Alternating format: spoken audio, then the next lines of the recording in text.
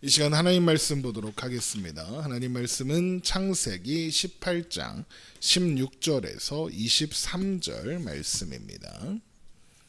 창세기 18장 16절에서 23절의 말씀 우리 함께 보겠습니다. 창세기 18장 16절에서 23절 우리 한 목소리로 읽겠습니다. 그 사람들이 거기서 일어나서 소돔으로 향하고 아브라함은 그들을 전송하러 함께 나가니라. 여호와께서 이르시되 내가 하려는 것을 아브라함에게 숨기겠느냐? 아브라함은 강대한 나라가 되고 천하 만민은 그로 말미암아 복을 받게 될 것이 아니냐? 내가 그로 그 자식과 권속에게 명하여 여호와의 도를 지켜 의와 공도를 행하게 하려고 그를 택하였나니 이는 나 여호와가 아브라함에게 대하여 말한 일을 이루려 함이니라. 여호와께서 또 이르시되 소돔과 고모라에 대한 부르짖음이 크고 그 죄악이 심히 무거우니 내가 이제 내려가서 그 모든 행한 것이 과연 내게 들린 부르짖음과 같은지 그렇지 않은지 내가 보고 알려 하노라. 그 사람들이 거기서 떠나 소돔으로 향하여 가고 아브라함은 여호와 앞에 그대로 섰더니 아브라함이 가까이 나아가 이르되 주께서 의인을 악인과 함께 멸하려 하시나이까. 아멘. 아브라함이 할례를 행하고 얼마 뒤 하나님께서 두 천사와 함께 현현하사 아브라함 앞에 나타나셨습니다. 아브라함은 나그네로 찾아온 하나님과 천사들을 영접하여 극진히 대접했고 식사를 마친 후에 하나님은 내년 이맘때 다시 찾아오실 것인데 그때쯤에는 사라가 아들을 낳게 될 것이다 라고 말씀하셨습니다. 창세기 18장 10절이죠. 그가 이르시되 내년 이맘때에 내가 반드시 내게로 돌아오리니 내 아내 사라에게 아들이 있으리라 하시니 사라가 그 뒤 장막문에서 들었더라입니다. 이것은 아브라함에게 주신 약속의 실현이 임박했다라는 선언이었습니다. 그러나 이것을 장막문 뒤에서 듣고 있던 사라는 허탈하게 웃었습니다. 이미 자신의 처지와 상황은 임신과 출산이 불가능한 상태였으니까요. 창세기 18장 11절이죠. 아브라함과 사라는 나이가 많아 늙었고 사라에게는 여성의 생리가 끊어졌는지라. 사라가 속으로 웃고 이르되 내가 노쇠하였고 내 주인도 늙었으니 내게 무슨 즐거움이 있으리요 합니다. 그러나 하나님은 이런 사라의 마음을 아셨습니다. 그래서 그녀가 사라가 웃은 것을 지적하시며 하나님께 능하지 못한 일이 없으므로 반드시 그 일이 말씀대로 될 것이다 라고 확인시켜 주셨습니다. 비록 지금은 사라가 말도 안 되는 일이지 라고 하며 허탈하게 비웃고 있지만 하나님께서 그 약속을 실현시키실 때 사라는 진정한 기쁨 속에서 웃게 될 것입니다. 그래서 그녀가 낳을 아이의 이름이 웃는다 이삭이라고 하신 것이죠. 창세기 17장 19절에 사라가 네게 아들을 낳으리니 너는 그 이름을 이삭이라 하라. 내가 그와 언약을 세우겠다라고 하셨습니다. 여기에서 이삭이 바로 웃다입니다. 그렇게 하나님과 아브라함의 대화, 하나님과 사라의 대화가 이어지고 있을 때 두 천사가 소돔을 향해 가는 길을 나서게 되죠. 창세기 18장 16절입니다. 그 사람들이 거기서 일어나서 소돔으로 향하고 아브라함은 그들을 전송하러 함께 나가니라. 그러나 하나님은 그들 아브라함 곁에 남으셨습니다. 창세기 18장 22절. 그 사람들이 거기서 떠나 소돔으로 향하여 가고 아브라함은 여호와 앞에 그대로 섰더니입니다.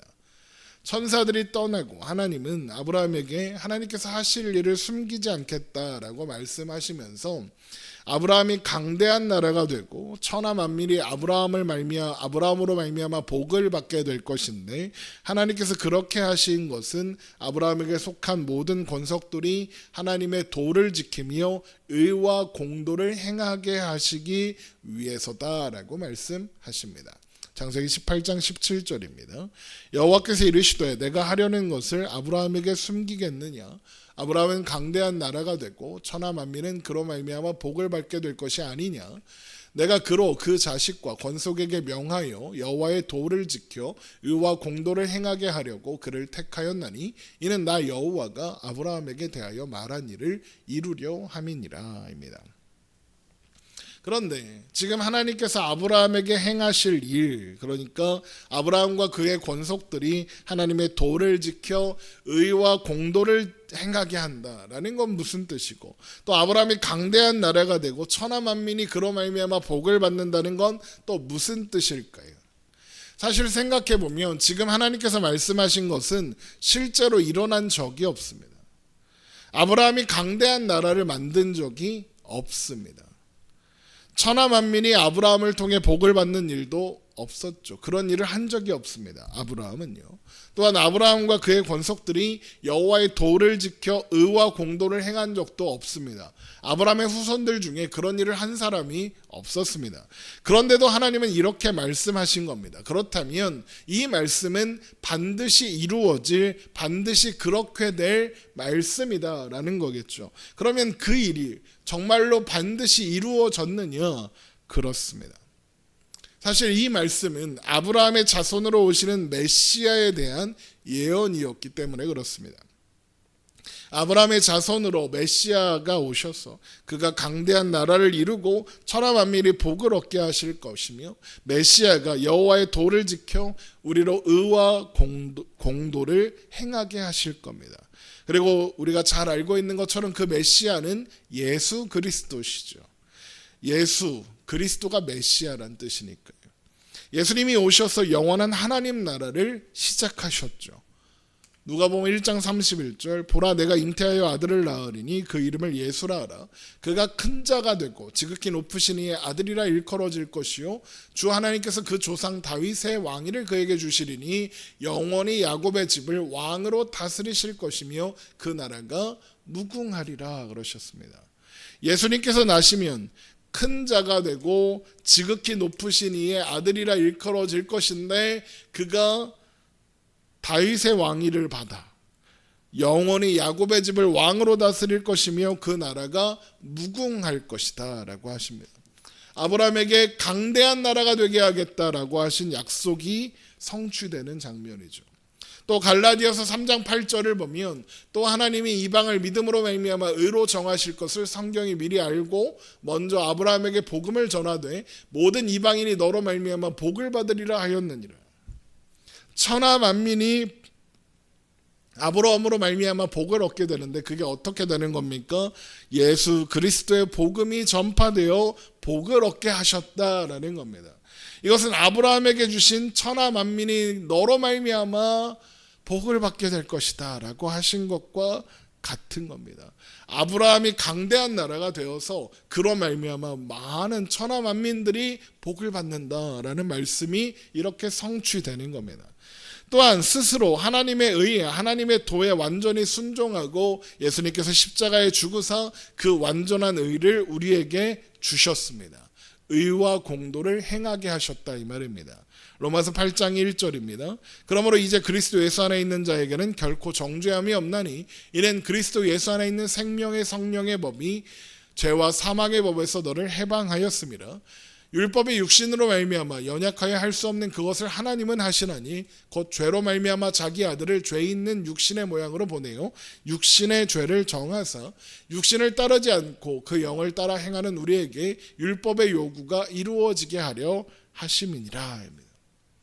그래서 우리는 의인이 되었습니다. 그리고 그렇게 우리는 의와 공도를 행하게 되는 존재가 되었다는 겁니다.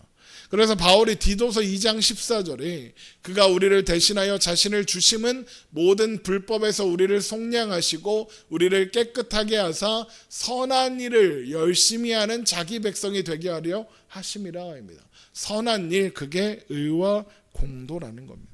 예수님께서 우리를 위하여 자신을 주사 우리를 깨끗하게 하사 우리로 선한 일, 의와 공도를 열심히 행하는 하나님의 백성이 되게 하셨답니다. 그러면 선한 일을 열심히 하는 하나님의 백성이라는 건 뭡니까? 우리가 의와 공도, 공도는 정의라는 뜻이에요. 정의의 길 이런 뜻이죠.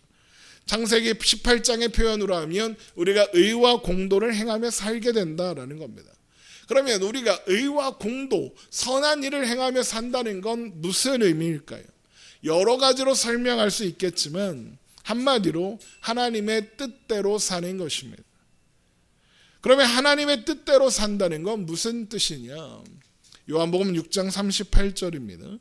내가 하늘에서 내려온 것은 내 뜻을 행하려 함이 아니요 나를 보내신 이의 뜻을 행하려 함이니라.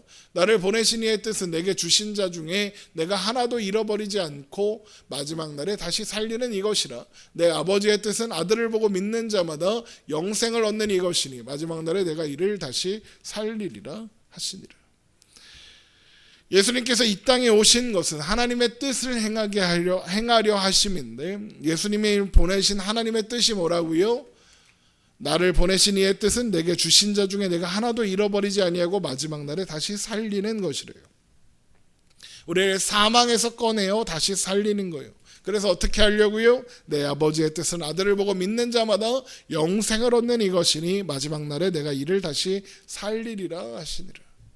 아들을 보고 믿는 자마다 영생을 얻게 하시겠다. 이것이 우리를 향한 하나님의 뜻이라는 거죠. 그러니까 하나님의 뜻대로 산다는 건 우리가 구원받아 예수 그리스도를 믿고 구원받아 하나님의 자녀가 되는 것, 그것이 하나님의 뜻이라는 거죠.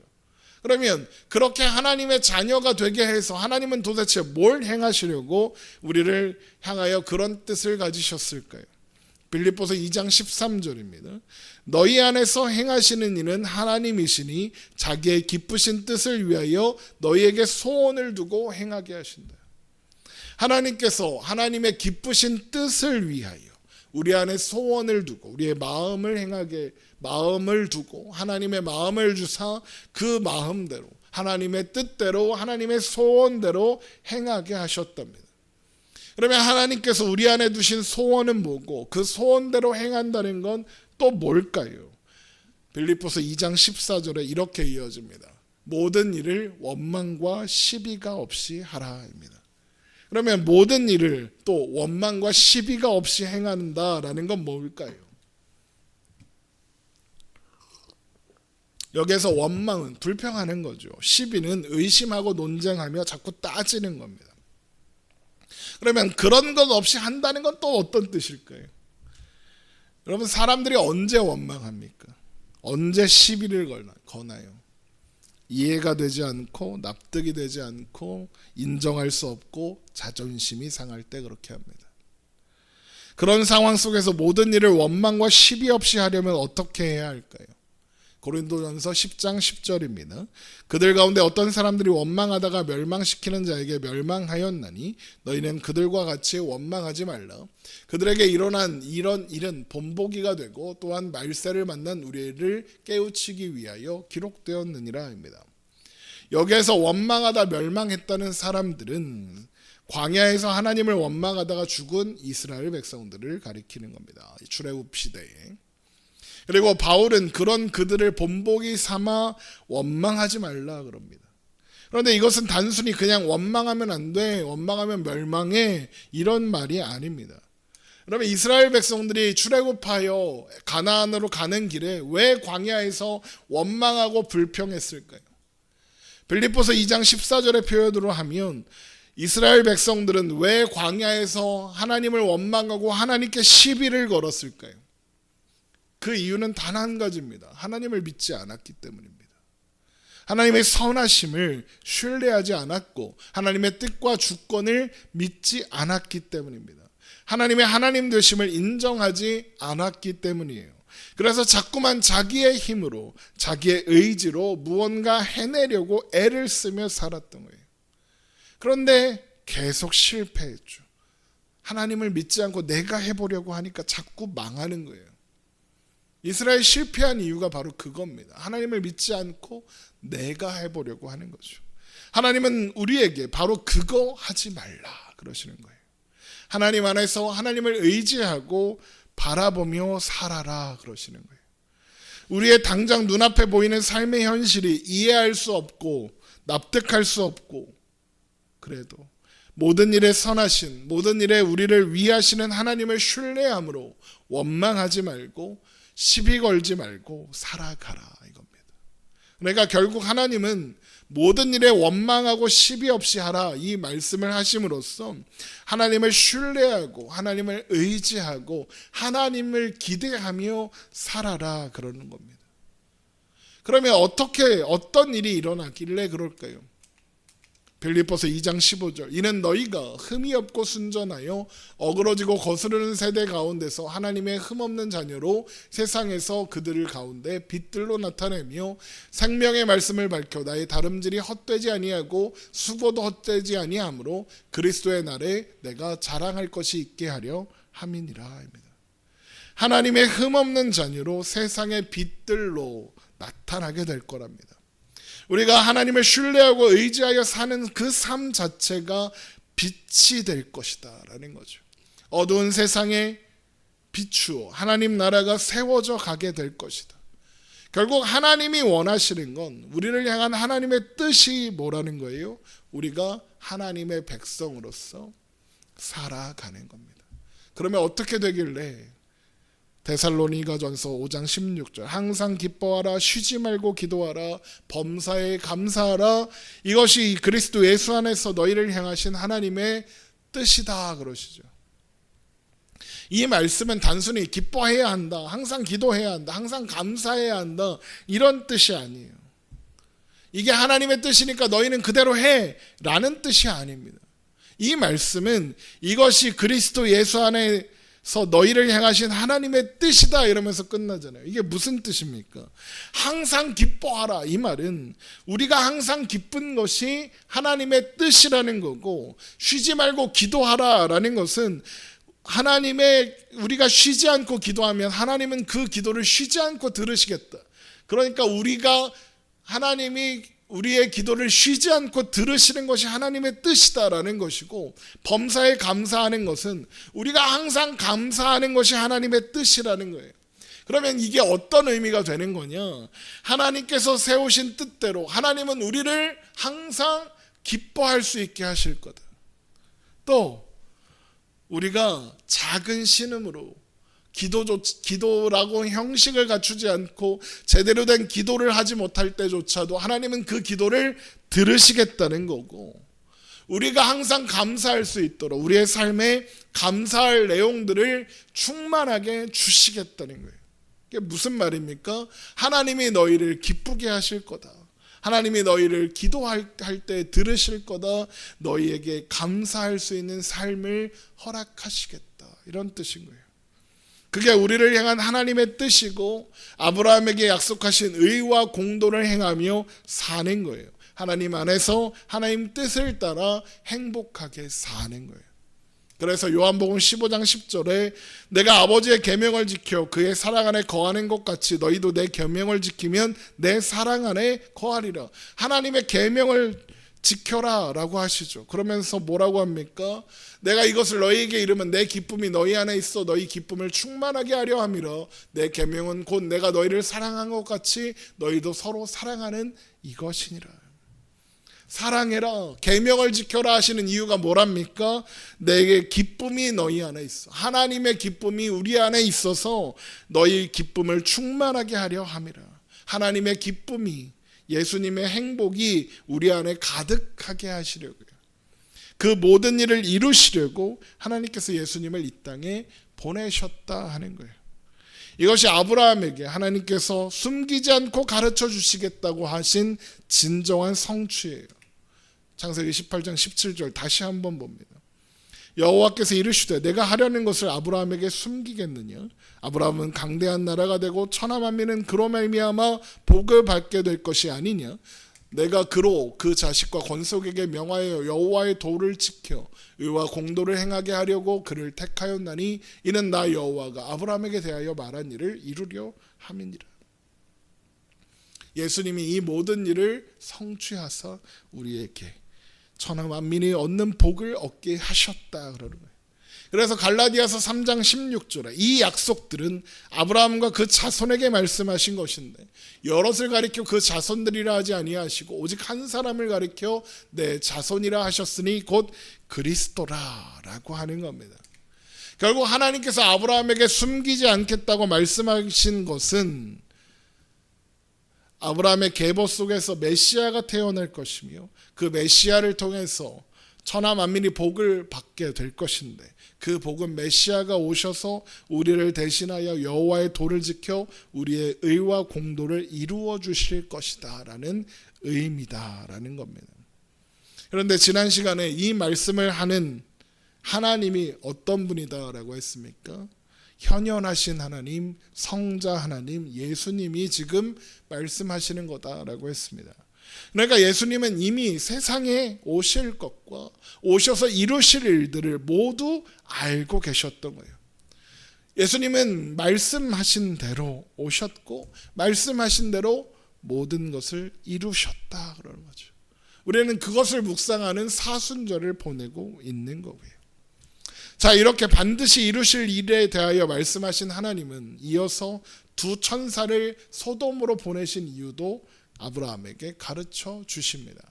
창세기 18장 20절입니다. 여호와께서 또 이르시되 소돔과 고모라에 대한 부르짖음이 크고 그 죄악이 심히 무거우니 내가 이제 내려가서 그 모든 행한 것이 과연 내게 들린 부르짖음과 같은지 그렇지 않은지 내가 보고 알려 하노라.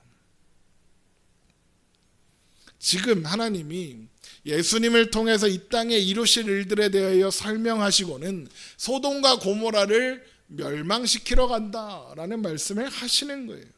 하나님께서 이 말씀을 하시는 이유가 뭘까요? 앞에 말씀하신 것과 연결되는 겁니다. 예수님께서 오셔서 그 모든 일들을 아브라함을 자손을 통해서 복을 얻게 하시고 강대한 나라를 세우시고 우리를 대신하여 여호와의 도를 지켜 의와 공도를 이루어 주셔야 하는 이유가 무엇이냐? 이 세상이 소돔과 고모라와 같아서 멸망할 수밖에 없는 시대, 세대, 세상이기 때문이다라는 겁니다. 하나님께서 지금 아브라함에게 말씀하시는 이유는 바로 그것을 우리에게 가르쳐 주시는 거죠. 하지만 아브라함은 그걸 이해하지 못했을 테니 궁금했겠죠. 저 사람들은 왜, 저 천사들은 왜 소돔과 고모라로 갑니까? 라고 했겠죠. 왜요? 롯이 거기 살고 있잖아요. 살아가는 조카가. 그래서 하나님이 가르쳐 주셨을 겁니다. 하지만 이런 하나님의 심판 예고는 아브라함의 입장에서 전혀 예상하지 못한 일이었을 겁니다. 아브라함이 보기에 소돔과 고모라는 최소한 10명, 50명 의인은 있을 것 같았기 때문입니다. 그래서 하나님께 그곳에 의인 50이 있으면 40명이 있으면 30명이 있으면 20명이 있으면 10명이 있으면 그래도 그곳을 멸망시키실 거냐라고 묻는 거예요. 창세기 18장 22절입니다. 그 사람들이 거기서 떠나 소돔으로 향하여 가고 아브라함은 여호와 앞에 그대로 섰더니 아브라함이 가까이 나아가 이르되 주께서 의인을 악인과 함께 멸하라 하시나이까? 그 성 중에 의인 50이 있을지라도 주께서 그곳을 멸하시고 그 50 의인을 위하여 용서하지 아니하시리니까? 주께서 이같이 하사 의인을 악인과 함께 죽이심은 부당하오며 의인과 악인을 같이 하심도 부당하니이다. 세상을 심판하시는 이가 정의를 행하실 것이 아니니까. 여호와께서 이르시되 내가 만일 소돔 성읍 가운데서 의인 50명을 찾으면 그들을 위하여 온 지역을 용서하리라. 아브라함이 대답하여 이르되 나는 티끌이나 재와 같사오나 감히 주께 아뢰나이다. 50 의인 중에 5명이 부족하다면 5명이 부족함으로 말미암아 온 성읍을 멸하시리이까? 이르시되 내가 거기서 45명을 찾으면 멸하지 아니하리라. 아브라함이 또 아뢰어 이르되 거기서 40명을 찾으시면 어찌하려 하시나이까? 이르시되 40명으로 말미암아 멸하지 아니하리라. 아브라함이 이르시되 내 주여 노하지 마시옵고 말씀하게 하옵소서. 거기서 30명을 찾으시면 어찌하려 하시나이까? 이르시되 내가 거기서 30명을 찾으면 그리하지 아니하리라. 아브라함이 또 이르되 내가 감히 내 주께 아뢰나이다. 거기서 20명을 찾으시면 어찌하려 하시나이까? 이르시되 내가 20명으로 말미암아 그리하지 아니하리라. 아브라함이 또 이르되 주는 노하지 마옵소서. 내가 이번만 더 아뢰리이다. 거기서 10명을 찾으시면 어찌하려 하시나이까? 이르시되 이르시되 내가 신명으로 말미암아 멸하지 아니하리라. 여호와께서 아브라함과 말씀을 마치시고 가시니 아브라함도 자기 곳으로 들어갔더라입니다. 하나님은 계속 반복되는 아브라함의 물음에 그렇게 하지 않겠다고, 50명 있으면, 45명 있으면, 40명 있으면, 30명 있으면, 20명 있으면, 10명만 있어도 소돔과 고모라를 멸하지 않겠다라고 말씀하시고 대답하셨습니다. 사람들은 이 기도를, 이 이야기, 이 대화를 보고 뭐라고 하느냐? 아브라함이 소돔과 고모라를 위해 중보 기도했다 그럽니다. 그런데 제가 보기에는 중보 기도보다는 아브라함이 지금 무언가 오해하고 있다는 것을 보여주는 장면입니다. 물론 소돔과 고모라가 멸망하지 않았으면 하는 아브라함의 기대를 담은 중보다라고 해서 좋은 말씀도 많이 있습니다. 하지만 아브라함이 소돔과 고모라에 무슨 정이 있어서 그들을 위하여 중보를 합니까? 무슨 미련이 있습니까? 소돔과 고모라가 남았으면 해야 하는 그런 이유가 아브라함에게 뭐가 있습니까? 롯을 구해야 한다라는 생각을 했다면 롯 좀 구해주세요 하면 되지 않겠습니까? 그럼에도 불구하고 아브라함이 하나님과 이런 대화를 나눈다는 것은 소돔과 고모라에 최소한 10명의 의인은 있을 거다라고 기대했다는 의미입니다. 그러니까 아브라함은 세상에도 하나님 앞에 인정받을 만한 의를 내놓을 수 있는 사람이 있다라고 생각한다는 거예요. 아브라함이 왜 이런 기대를 하는 걸까요? 자기가 의인이라 그렇습니다. 하나님이 그를 의롭다 하셨기 때문에 그렇습니다. 그래서 아브라함은 자기가 의인이라고 생각하고 있죠. 그런데 그 의롭다고 하신 것이 아브라함이 의로워서 의롭다고 하신 겁니까? 아닙니다. 우리가 이미 여러 번 확인한 것처럼 그 시점에 아브라함이 의롭다 칭함을 받던 시점에 아브라함은 의롭지 않았습니다. 이후로도 의롭지 않았습니다. 그럼에도 불구하고 하나님께서 아브라함을 의인으로 여기시는 것은 하나님이 그렇다고 인정하셨기 때문입니다. 그러나 아브라함은 자신을 의인이라고 생각하는 그 의인이라고 하는 것의 의미, 무게를 제대로 이해하지 못했고, 그래서 세상에도 하나님께 의로운 것을 꺼내놓아 의롭다고 인정받을 만한 사람들이 있을 거다라고 기대했다는 거예요. 그런데 성경이 뭐라고 합니까? 로마서 3장 10절 기록된 바 의인은 없나니 하나도 없으며입니다. 세상 그 어디에도 의인은 없습니다. 그래서 소돔과 고모라는 아브라함의 그런 기대와는 상관없이 멸망하는 겁니다. 만일 아브라함이 10명, 5명, 3명, 1명 이렇게 기도했으면 소돔과 고모라가 심판받지 않았을까요? 롯은 구원받았으니까. 아니요, 그래도 심판받았을 겁니다. 이제 살펴보게 되겠지만 롯은 의인이 아닙니다. 롯이 구원을 받기는 했으나 의인인 것은 아니었습니다. 하나님은 창세기에 분명히 말씀하십니다. 하나님께서 롯을 구하신 것은 아브라함을 생각하사였습니다. 롯이 의로워서가 아니었습니다. 하나님 앞에 의인은 한 명도 없습니다. 아브라함도 아닌걸요. 그래서 소돔과 고모라가 멸망하는 겁니다. 한 명도 없습니다. 그런데 그 이야기가 하나님께서 아브라함에게 행하실 일을 숨기지 않겠다는 말씀으로 시작되었죠. 하나님께서 아브라함에게 숨기지 않고 말씀하시겠다고 한 것은 앞으로 아브라함의 계보에서 메시아가 나올 것이고 그 메시아를 통해서 천하 만민이 복을 받을 것인데 그 복은 메시아가 오셔서 우리를 대신하여 여호와의 도를 지켜 우리로 하여금 의와 공도를 이루어 주실 것이다. 우리로 행하게 할 것이다. 한마디로 우리가 의인 될 것이다 라는 겁니다. 그런데 아브라함은 소돔과 고모라에 최소한의 의인이 있을 거라고 생각하지만 한 명도 없었죠. 그리고 이게 온 세상의 현실이다 그러는 겁니다. 소돔과 고모라와 같은 세상에, 그래서 멸망하는 것 외에 다른 결론이 없는 세상에 하나님께서 그 아들 예수 그리스도를 보내겠다라는 거예요. 그래서 오셔서 메시아로 그리스도로 이 땅에 오셔서 악인을 위하여 대신하여 죽으심으로 악인을 의인으로 만드시겠다. 멸망할 수밖에 없는 세상으로 예수님이 찾아오셨다는 거예요. 그래서 예수님께서 멸망하는 이 소돔과 고모라로 들어가시는 거예요. 십자가를 지고 해골의 언덕, 죽음의 골짜기 골고다로 올라가시는 모습이 바로 그런 예수님의 모습이었어요.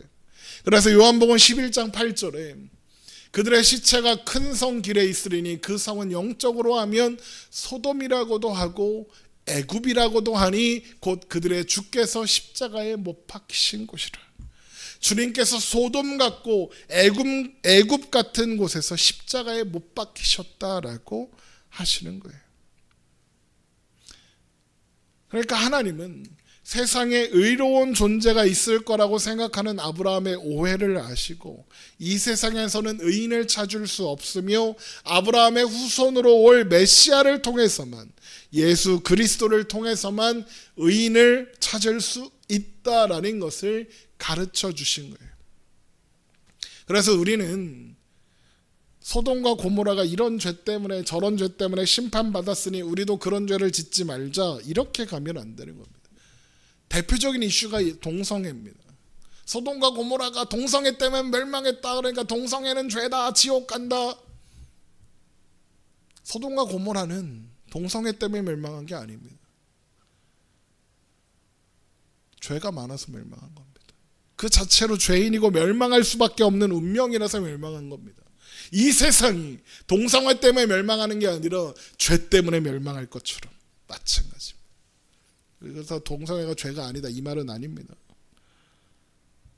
우리가 아무리 잘 살아도 우리가 우리의 실력으로 하나님의 심판을, 영원한 멸망을 피할 수 없습니다. 우리는 그런 존재가 아닙니다. 소돔과 고모라 이야기가 우리에게 보여주는 것은 이 세상이 소돔과 고모라이며 그래서 심판받아 사라질 곳에 불과하다라는 겁니다. 또한 그런 세상의 유일한 소망은 아브라함에게 주신 약속, 반드시 이루실 것이며 그래서 아브라함에게 숨기지 않고 드러내신 그 일, 하나님께서 은혜를 베푸사 아브라함의 계보에서 예수 그리스도를 보내시는 그 일이다라고 말씀하시는 거예요. 그래서 모두가 심판받을 수밖에 없는 소돔에서 아무런 자격 없는 롯이 구원받은 거예요. 베드로후서 2장 7절 무법한 자들의 음란한 행실로 말미암아 고통당하는 의로운 롯을 건지셨으니 이는 이 의인이 그들 중에 거하여 날마다 저 불법한 행실을 보고 들음으로 그 의로운 심령이 상함이라 그럽니다. 의롭다 그럽니다. 롯이 의롭대요. 아니요, 롯은 의롭지 않아요. 그런데 왜 베드로후서는 롯을 의롭다고 합니까?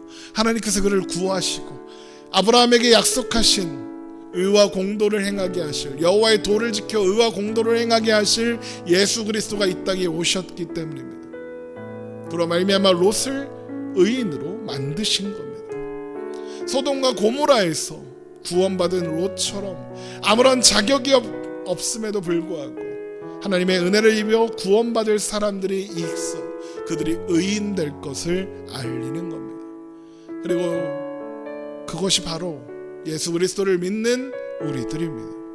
이것은 아브라함은 몰랐으나 우리는 아는 놀라운 은혜의 이야기인 겁니다. 그것을 위하여 예수님께서 이 땅에 오셨고 십자가에 못 박혀 죽으셨습니다. 여러분, 이 사실을 기억하며 하나님의 은혜와 우리를 부르사 의인으로 삼으신 영원한 하나님 나라의 자녀로 삼으신 하나님을 바라보며 나아가는 저와 여러분 되시기를 주님의 이름으로 축원합니다. 우리 이 시간 함께 찬양하겠습니다.